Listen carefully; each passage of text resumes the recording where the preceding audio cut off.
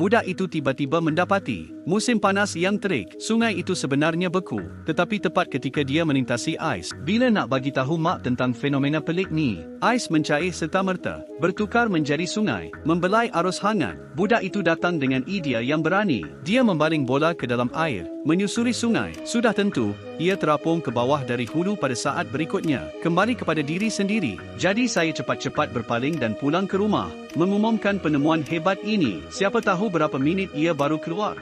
Masyarakat telah menukar pengawal keselamatan. Katanya dia tidak pernah melihat budak itu. Kena call dulu untuk confirm. Akibatnya, budak itu menunggu selama setengah tahun. Tetapi datang seorang wanita tua. Ibu saya sudah beruban menjadi wanita tua. Peluk budak itu. Tanya dia ke mana dia selama ini. Ayah saya dikejarkan hingga mati. Abang cari awak. Sesat dalam hutan. Budak lelaki itu memahami segala-galanya dalam beberapa saat. Kembali ke hutan segera untuk mencari abang kamu. Sudah tentu, robot ditemui jauh di dalam hutan. Saya mengeluarkan lukisan abang saya untuk membandingkannya. Kemudian dia dengan berani menendang bola itu. Memandangkan aksi memulangkan bola sama seperti abang saya. Budak lelaki itu tergesa-gesa berlari ke hadapan. Dua orang saling berpelukan. Ternyata si abang ingin berjumpa dengan adiknya. Ia telah menjadi parasit dalam robot selama lebih daripada 100 tahun. Kedua beradik itu kembali dengan cara yang sama. Keluar dari hutan ini, hidup bahagia bersama ibu,